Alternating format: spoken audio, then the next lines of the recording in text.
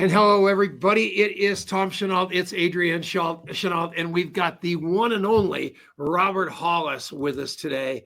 And I am telling you, the man is a legend. I have known him for a long time.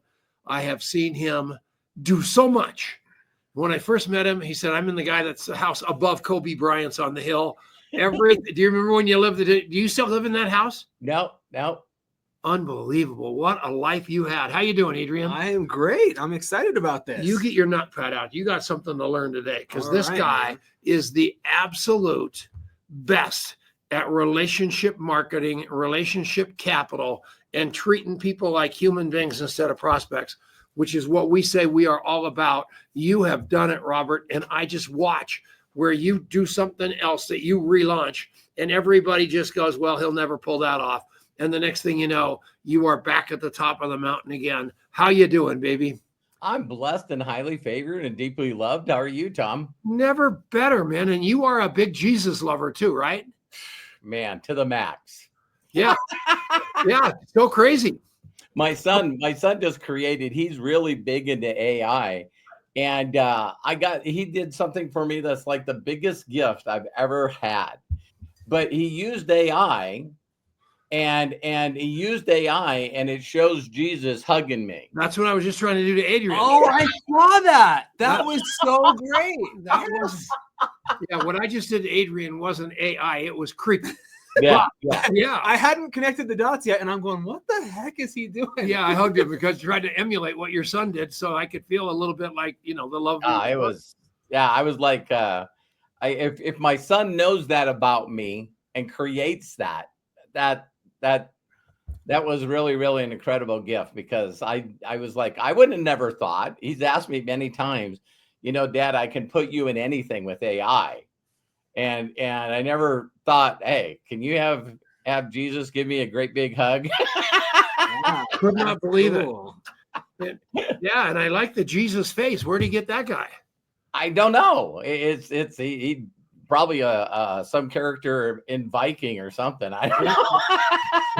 It was truly really amazing. Really cool. Absolutely. Yeah. And a little scary, because I wondered how he got I thought, man, maybe that's true. I've had some people reach out to me and go, I'm really connected to God, and I'm going, hey, check this out. You think you're connected? So your walk, your walk in network marketing has been a parallel walk with your faith, with your integrity, with what you believe about life. And you've been able to make that all congruent with building a giant business, because the concepts are all the same. It's the same thing. Everything that I do on a day-to-day basis, I can back up with a story or either a Bible verse. Even like the title that we're talking about today is, for a lack of vision, people perish. And I just know that people, imagination is like working on your memory.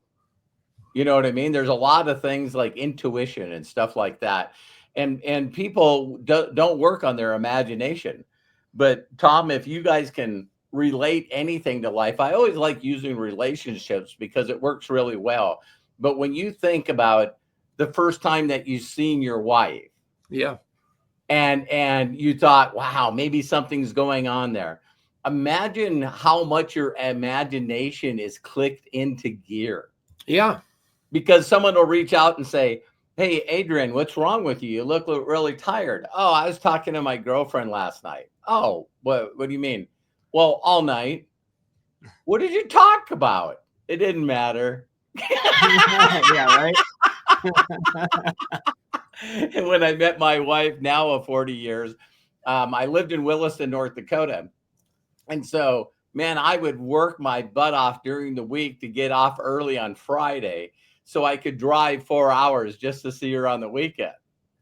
You know what I mean? And man, when your imagination is just whipping, and I know, Adrian, working with your contact mapping, it's like once it came into an imagination of what you could create, how many hours did you sit in front of a computer creating that?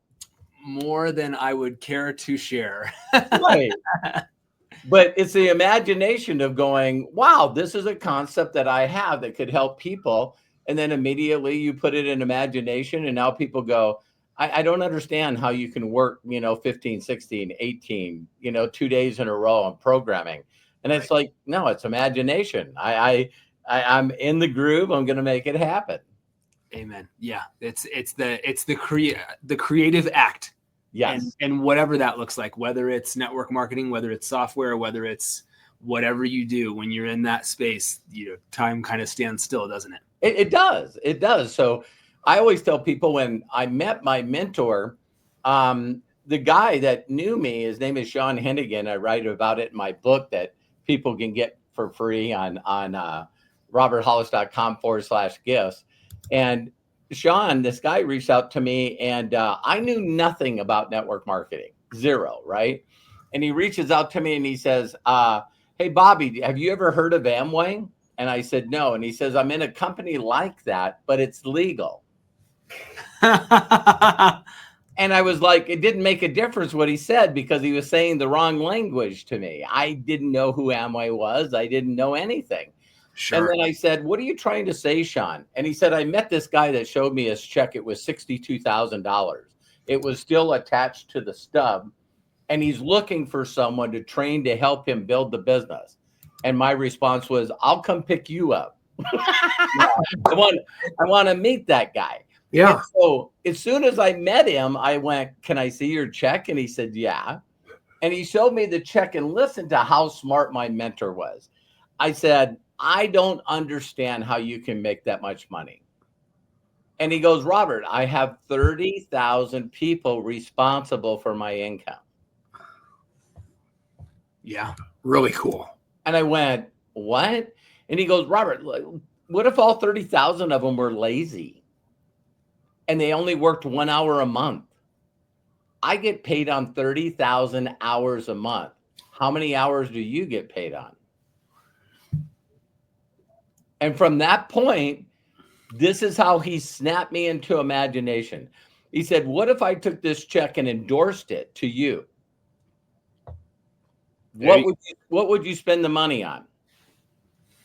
And I started telling him. And every time I told him, he would go, how would that make you feel? And I go, amazing. And he says, say as little as possible to as many people as you can, as fast as you can. And that, I mean, I always hear these stories of people that take forever to be successful.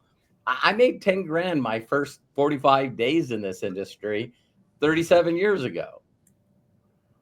Because all I did is ask them to watch the video. He told me, I bet you can't get 70 people to watch this video in your first 30 days. I went, you're on.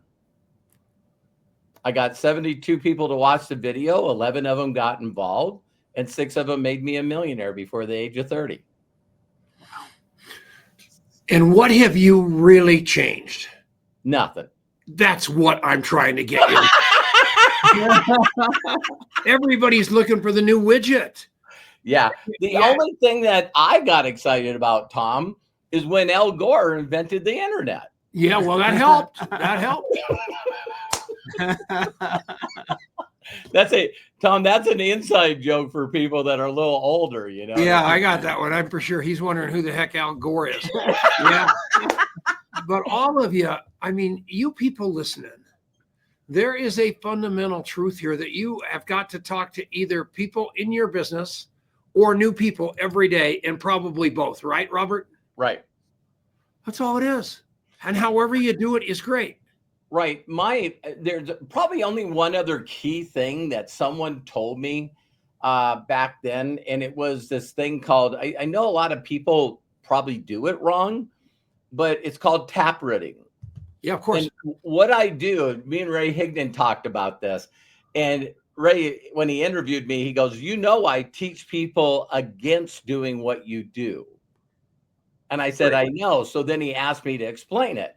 So here's what I would do is when I bring people in and get them to imagine what, because my goal in life is just to help people imagine a better future for them and their family. And then I show them how to do it. But instead of telling people to call their own people, I ask them, who are the best people that you know? And I start with one. And then how I taproot is I would call your person for you. I would connect with your person for you. Wow. I'm building the business, and my goal is to get, so people are like, in my opinion, they're lazy. So I really teach people, when someone tells you the best person they know, ask them a little bit about them and then contact them for them. Yeah. Or for them or with them? With them. Yeah, correct. I agree. Yeah. And a lot of people just say, hey, put a list of 200 people and start calling them.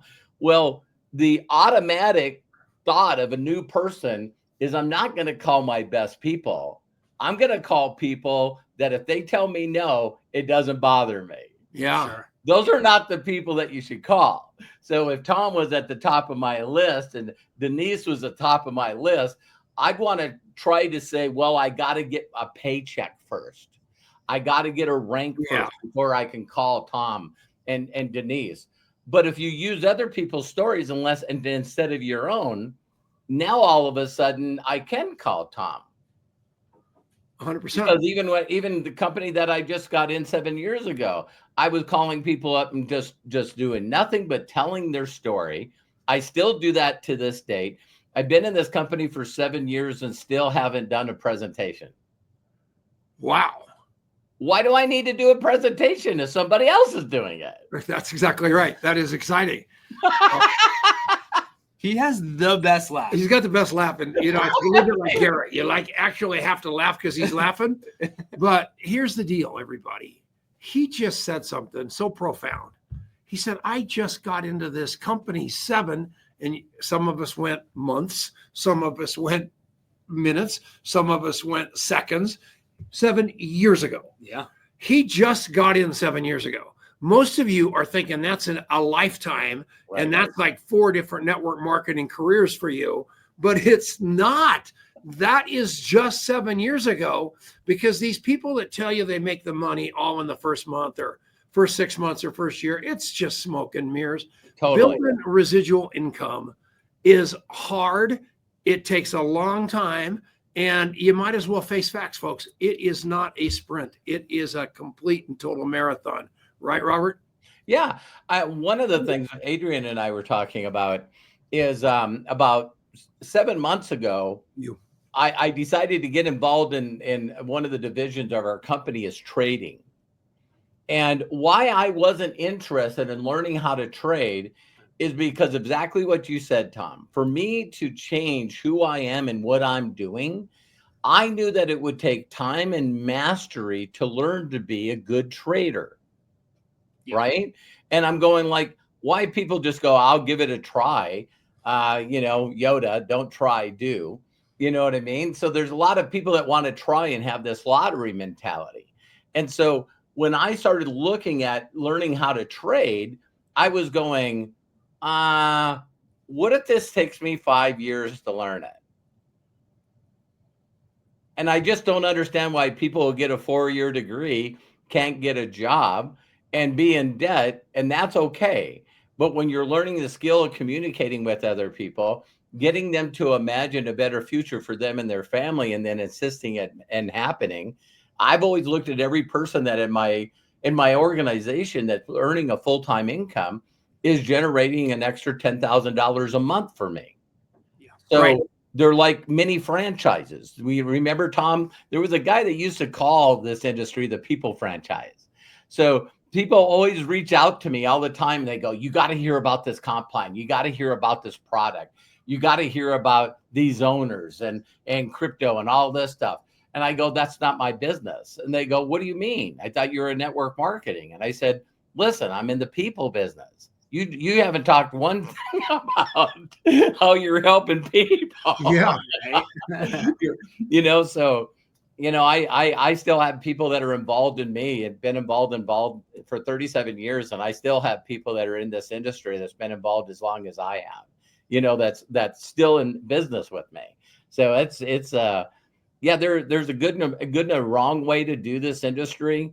But if you do it correctly, my deal has always been, man, taking brand new people and making their lifestyle something that they only imagined and dreamed about.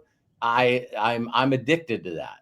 I'm totally addicted to that. No different than getting people saved and getting them connected to God. And they're never the same. It's like, wow, I had something little to do with that. Are you kidding me? And so why would I want to stop doing that? And so you're still building your business. Still am. And you're in I actually tried. You're Tom, in you know this, in 2012 to 2018, I tried to be a life coach and a coach and a trainer and an author and an international speaker. I hated every second of it. Lesson learned. Did you also suck at it? No, I made $3 million doing it. So you made $3 million, but you just weren't happy. And I wasn't happy because I traded my residual lifestyle for a job. Yeah. Every day I was looking for new people to speak with, new coaching, new I come up with a new course. It was work. I talked to an icon yesterday. Yeah. Can't tell you his name. And I just finally said, you are so talented. You don't want a corporate job. You don't want to be a consultant. You're always the first guy to go. Go sit down and find a company that you're going to hate and stay there forever. And you're going to be rich. If you work hard and you take the skills that you're trying to get them to pay you to teach that to your own team, party's over, no boss, and you get to have the life of Riley, right? Yeah. And to me, a professional network marketer is someone that's actually, people don't mind getting a part-time job, right? So if a part-time job would make you $2,000 a month and you didn't have to get a part-time job, then that's a professional to me. A definition of a professional network marketer is someone that's getting paid to help other people and they don't have to do a part-time job. Good. Well, the next goal would be get rid of your full-time job. And so depending on who watches this video live or recorded, it's like, what it takes to leave your current situation as far as a job. And so now what you got to do is just figure out the numbers. So I always say, remember Don Fala used to have, Don Fala used to have this thing where he would just do the theoretical example, and I still do it. And so, my mind's always going, okay, so if an average person did 20 and I made $7, $20 in volume, I made $7 a customer per month or an affiliate, then I just divide that into the money I need to make. And then I go out and get that many people. It's like, it's not science. It's pretty simple math. It is. You break it down that way, right? Yeah. So I'll tell you something, you always want to know if you made a difference in the world, and you've certainly helped a lot of people. One of the things that you did that you might not even know you did was many, many years ago, you were in a car with David Rutz and he fell asleep at the wheel and almost killed all of you. And as a result of you waking up in his lap and him saying, well, I was a little tired or however that went, he told me to be sure to ask you about that. Yeah. When people talk about David is just an amazing human being. He really, really is. And when that was a challenge from my mentor. My mentor had this upper level thing called Knights of the Round Table. And I said, how can I get on this Knights of the Round Table? And he said, move to a state that we're not in, a major city that we're not in, and do what you did in California. I had like 7 offices and about 4,000 members. And so I picked Michigan. And when I got Michigan, that's where I met Tony and Mike Kupas that own ACN. And they introduced me to David Rutz. And it was funny because people talk about how do you get people to an event. This goes back to the old days, Tom and I. You put them in a vehicle and you took them to the event. Yeah. Well, their house. It's like you didn't ask them if they would go. You picked them up. Yeah. And so, that was funny. There was the funny one that Dave probably didn't tell you about is we drove to, I believe it was New Jersey, and they had the pay tolls. I've never seen those before. Yeah. So I had very blessed. I had one of these big 560 SL Mercedes, and we were just flying in that thing. And all of a sudden, we pulled over to get some food to eat at one of these turn deals, and then we took off. And as soon as I got to the end of the toll thing, they told me to pull over, and they gave me a ticket for doing 98 miles an hour to this toll road, right? And I thought, man, if we didn't stop for 30 minutes, I would have gone to jail. So I was actually treating the deal like the Audubon. That was pretty stupid, but you do stupid stuff when you're young. But we got there in time. That's for sure. One thing that the reason I brought up Ruts in that story was because I've been doing business with Ruts for many years. Yeah, and he talks about how tight you guys have always been. But what I love about you guys is you talk about each other, even though in competing companies with all of the people, I mean, all the top people, right. They are not shooting each other. It's all the people down there shooting each other at the top. It's a collaboration, right, Robert?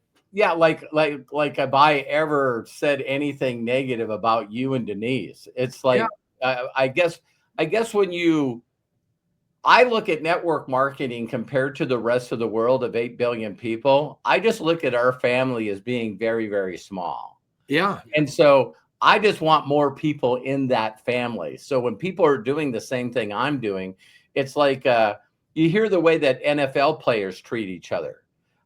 You know what I mean? Off the field, they're best friends. You know what I mean? On the field, we're forced to compete. But with 8 billion people, I've never, ever had a conversation where someone called me up and said, I'm thinking about working with Tom and Denise. And I went, that is a bad move.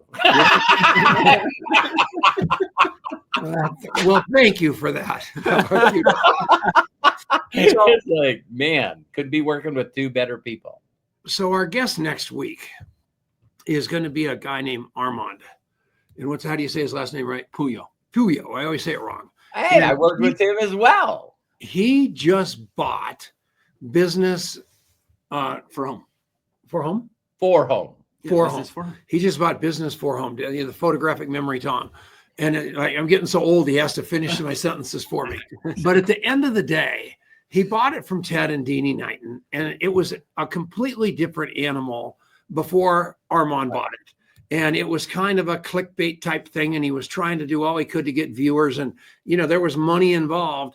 And these guys have taken it over. And I think next week he's going to announce that they are going to really throw some integrity at it and get rid of that sensationalism and really, really elevate this profession yet one more time. The reason I segued into that about Ruts is because Armand feels about company owners the same way that we feel about all the leaders. Yeah. He wants to rent. He's a big Armand and I worked in a company called Kiani, and then we worked together with each other in Gano Excel. And so I was very, very honored and blessed to have that incredible guy in my organization. Holy cow. Hi, Ron. Ron's an amazing guy. So watching Armand put his spin, and of course, you got the cast members that are also on there. It's like I'm really excited about that because it's it's very difficult to just know that integrity is very, very important, and character is very important. And Armand, everything he seems to touch turns to gold. So he is someone that there's so many of us that are very, very close friends. And I remember when I was on your show years ago, I feel like I was on your show when it was called Johnny Carson. It was. And you're still wearing the same shirt. Awesome. I got this shirt, but I have 90 of them. No. Yeah. There you go. I'll never forget the first time I saw you back in the back of the room and everybody's swarming you and you got that shirt on and you don't exactly look like Jack LaLanne and I don't either. And I come back and I look a little bit like John Candy. My shirt tail's hanging out, half of my suit, got food all over my shirt. And here's Hollis and I back there, and here's all the smooth talkers walking up, kind of looking at us like they'll never make anything of themselves. And I just love you because I it's love not you too. When I first spoke at, when Eric Worre was building GoPro, and it started in the beginning stage, right? Before he's got, Les Brown and Tony Robbins and all those guys. I was blessed to be one of his anchor speakers twice. And when I come walking out and everyone was dressed to the nines, I mean, and then I would come out dressed in my shirt, my Jesus sandals and my shorts. And then they would say something like, well, Eric's shoes cost $5,000. And I'm going like, hey, I support 2,500 orphans. Yeah, but there's no doubt about it. But you know what? And I'm going like, shoes or take care of more orphans. I know which one gives me more pleasure. And I always want to give the shout out to Bill Austin. Bill Austin, from the Starkey Foundation, is the person that really set me straight with that stuff. And here's a guy that used to go door to door selling hearing aids, and he makes enough money to be part owner, then buys the company. And then Starkey Hearing, he starts a foundation. He starts fitting children with hearing aids for free. Yeah. And he told me this story, Adrian, that just, man, I'll tell it really quick because he said, have you ever been by yourself and you're walking somewhere? And as you're walking, you swear you hear dog tags. Yeah. You hear something.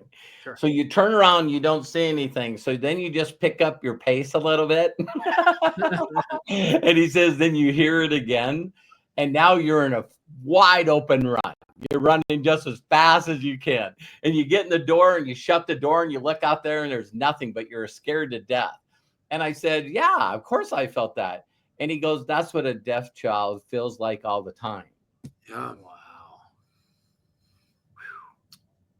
And Eric's credit, man, Eric did a bunch of fundraisers for him. Gigantic. Yeah, that's where I met him. And he said to me, Robert, for every $1 you give me, he says, I'll match it with 5.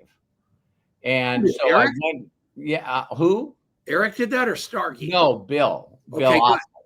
And so when I went to an event with him, I seen him chastising Bill Clinton.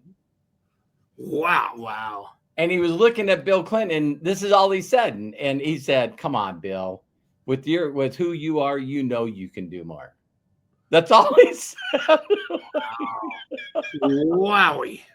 He's going, listen, you can help more people. And I'm going like, damn, he's telling a former president that he could do more. That's cool. But that's called believing in your cause. Oh, totally. There's no doubt in his mind. He believed that from his core and was not afraid to say it to anybody. And that's almost how you have to get in this business, where it is such a part of you that there is nobody you're going to bow to. Well, me, it's really simple. Even when we talk about, our the belief that I have in God and Jesus, right? I really have broken that down. Me and Adrian were talking about simplicity, right? And so I know there's 2 things I got to do. I got to put him first in every moment of my life. And secondly, my goal is to make sure to speak to people that have ears to hear, to let them know how much they're loved. Yeah. There you go. That's it. So when I got involved in this, I was going, what do I got to do? I got to put God first, and then I have to find ears to hear, and I got to get them to imagine a better future for themselves. That's the only thing that I've changed. I'm going like, it's like that is a shorter book than this one. Mine's a button. Yeah, that's about right. Yeah. Yeah. I used to wear this for those of you that are, we get to do this all online now, but I used to wear a white button, and it was a white button with the red letters, "RU?" And people would look at that and, man, you're talking to the right person when they look at it and go, all right, are you what? That's an outgoing, person, Yeah. And I'm like, hey, listen, are you the kind of person that likes to help people? Yeah. Do you know anyone that needs to make extra money? What is this? Why are you interested? Yeah. Well, it depends on what it is. Let me send you a video. It's like I'm going. Some people are like, this business is. I'm only interested in talking to interested people. There it is.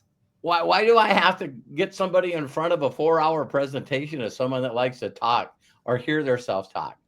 You know what I mean? It's like how complex people have made this industry for me is just really, really, really sad. So let's just take a look at the landscape right now. Everybody's freaking out because they're afraid their company's going to go broke. Right. They're afraid their company's going to go affiliate marketing, like Rodan and Fields and all those goofballs. Correct. And they've got this deep fear. Yeah. You don't have that deep fear. I And don't. the reason you don't have it is because if your company does do something stupid like that, which is entirely possible in any company, Sure. that they just give up the ghost, you've got the skills to say, really? Bad idea by you. I'm back in business tomorrow, someplace else, because I learned the skills. I've got an army, and here we go, right? Yeah, I have 115,000 people following me on YouTube. Yeah. Really? And yeah, it's like when I figured out how to build an audience on YouTube, it's like out of the 115,000 subscribers that are on there, I have not even a 0.5% of the people as active affiliates. So that's when you really start learning what do you have to do to get people to hear, right? Ears to hear. And here's the one thing that will never change, you guys, never, ever change. Maya Angelou gets credit for this quote, but I'm sure, it's in the scriptures somewhere, is people will forget what you showed them and told them or what you trained them, but they'll never forget the way you make them feel. Yeah. Yeah. So in videos, if you can make people feel something, then they're going to subscribe. And when they subscribe, they keep showing up. And so, yeah, when I figured that out, I'm like telling people, and I forgot to tell you, it's weird. I all of a sudden started having a lot of subscribers on YouTube, and then YouTube started sending me money. It's the most bizarre thing I've ever seen. Wow. Pretty good. What's your YouTube channel? Robert Hollis. All right. What a catchy name. Yeah. Unbelievable. Why didn't I think of that? Yeah, when I stopped doing coaching and all of that stuff, I just made a decision that everything that I know, I did a video for. So there's 2,400 videos on there, and every time I come up with something new, or in my prayer time and my meditation time, I come up with something, I'm doing another video. And usually sometimes the videos are long. And so then I seen Craig Jackman on here. I'll give him a shout out. He's taken a lot of those videos and turned them into shorts. And then all of a sudden this thing came out called AI. And now all of a sudden it's like, it's pretty cool that AI now can take all your long videos and turn them into little bits and parts that people like to watch. And so, you guys have got to put all your videos on YouTube. My God. That is so cool, and way to go, Craig. I love it. And he's been awesome just with all the comments here on the show too. So Craig, thanks for just being an amazing support person and cheerleader. We appreciate you, man. Yeah. Thank you, man. So what else you want to ask me, Tom, man? You got me here. It's like, I haven't gotten one question, and can I ask? Oh, Jiminy Christmas! He keeps. Well, when me and Tom talk, it's like crazy. Two brothers that haven't seen each other. I know it. All right, so here's what I want to know. Right, you're out there, and you've been building a network for years, but it sounds like you do a lot of connected. Like you can meet anybody and build a connection with somebody in a short period of time. That's what I feel from you. Is that true? Yeah, instantaneously. What is like the anatomy of that? Because I watch him. I watch the patterns of what he does, and he's really good at it. And there's patterns in there. Yeah. What are some of the things that work well for you that just feel natural? The most important thing is to make people or get people to feel that I really care for them. I love people. And so the best compliments I get, Adrian, is man, you're so down to earth. You're just so I love this. You're simple. You don't make things complex. And so what I try to do with people, and man, I'm trying, the book will come to me as I'm saying this to you, Adrian, is How to Win Friends and Influence People. There you go. There's an analytical way of doing that, and then there's a heart way of doing that, right? And I always will say sincere compliments to people. If I care about a person, I will find something to give them a compliment about. And this is a skill that you can learn. If we went back and listened to this video and you seen how many times I said your name, I have noticed it the whole show. You're great.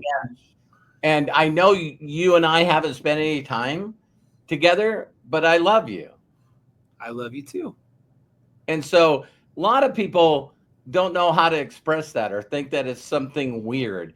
But you just being a part of what Tom's doing, and I know you guys' heart is to help people be better than they are. How can you not love somebody like that? So I know you were overjoyed to have me call you Richard on Facebook. Hey, oh, did you? Hey, Tom, listen to this. I didn't notice it. I don't care. I went and tried to find it for about 5 seconds. I finally said, "Heck with it." He's smart enough to know his first name, and everybody else is too. Oh, Jason Cardamone. I know that just put a big smile I on called my you face. twice last week, and you didn't call me back. Take him off the screen. Oh my God! Yeah, Unbelievable. The other thing that I would say is listening skills. You know, I don't do it to try to win something over somebody.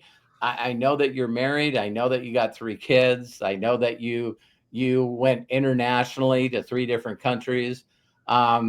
It's not only asking questions, but really taking the time to care enough to remember that information. Yeah. You know, it's like some people are just asking the questions to go, oh, this is supposed to be some mathematical thing I'm supposed to be doing, you know, to get this person to know, like, and trust me so I can sell them something.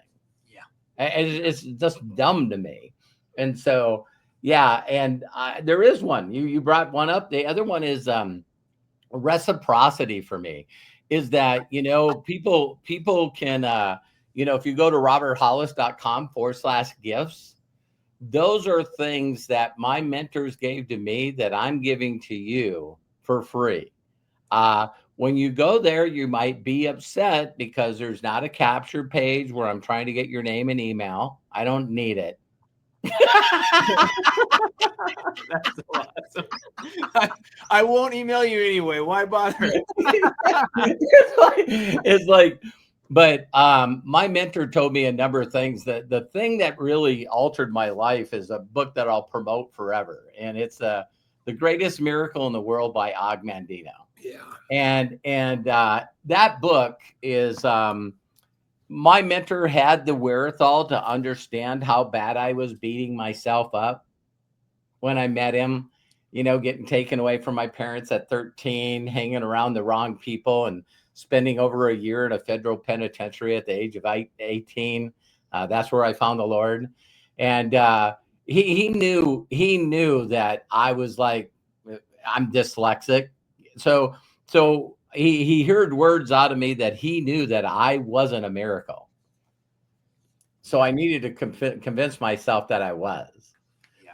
And so he said, read this book, go get this book. Yeah, nowadays, you know, but go get this book and read it and then give me a call. And it took me a long time to read that book because of being dyslexic, but I kept doing it until I got it. And then I called him up and he said, what was the assignment in the book? And we were supposed to read chapter 9, the God Memorandum, for 100 days. He goes, are you going to do it? And I said, yeah. Wow. And I'm telling you, I just read it the other day.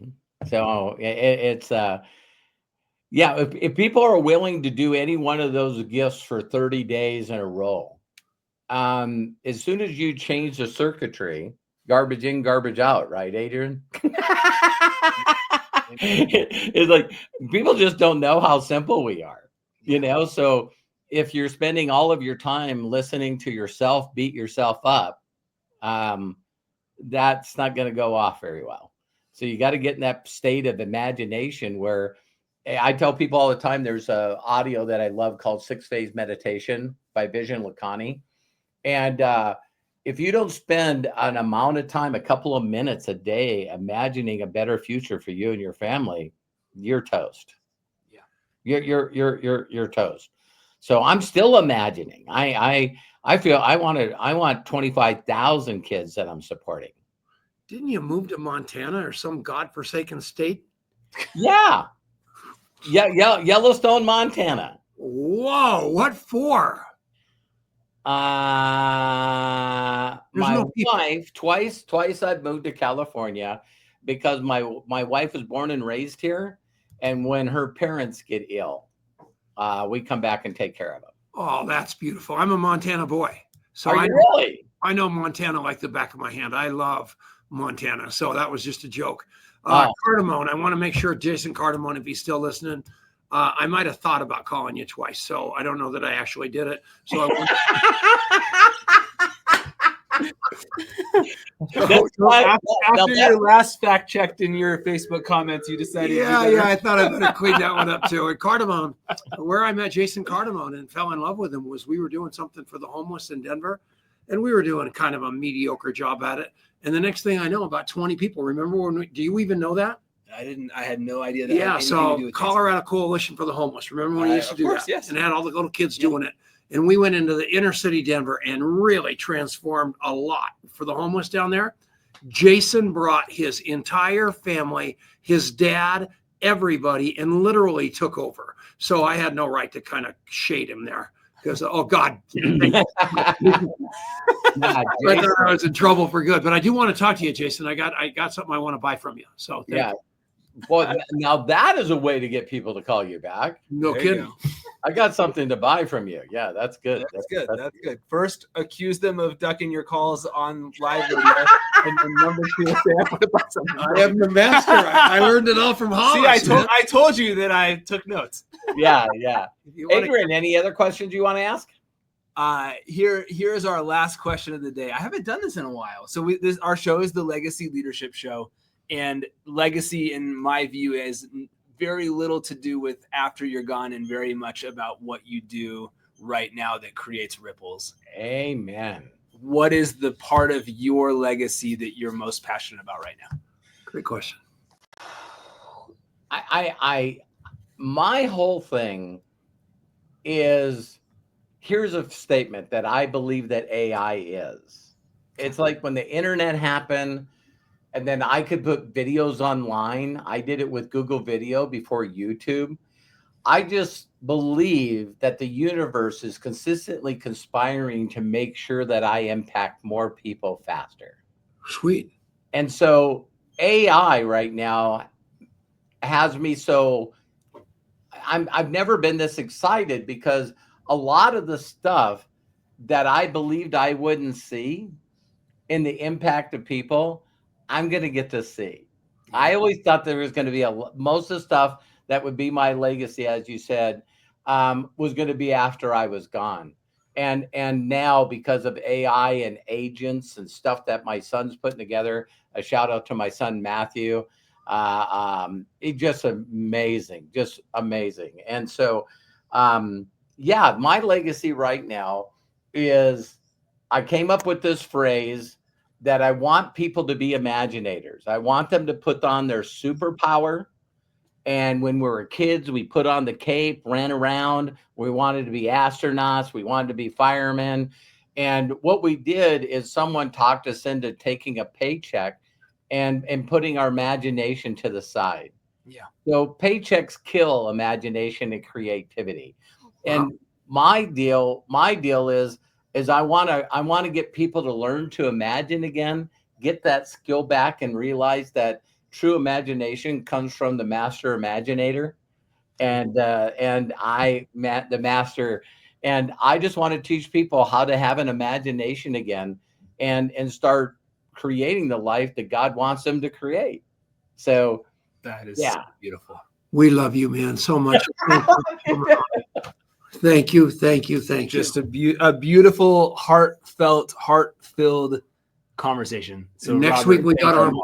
I know this is Next exciting. week Armand, so you guys come back because that's going to be different because so many people have opinions and it's going to be a lot of fun showing that integrity carries the day and Armand's got it. It's going to be great. And Garrett and Sylvia and Keith Halls. Bang, bang. We love you all. Thanks, everybody. Robert, thank you so much. Thank you, Adrian. God bless. God bless you, Tom. Bye, Denise. I love you. Bye, everybody. Thank you so much. See you next week. Boy, I choked Tom up on that one. Oh, man, I was know. crying. Oh, man. Robert, thank you. Bye, y'all. We had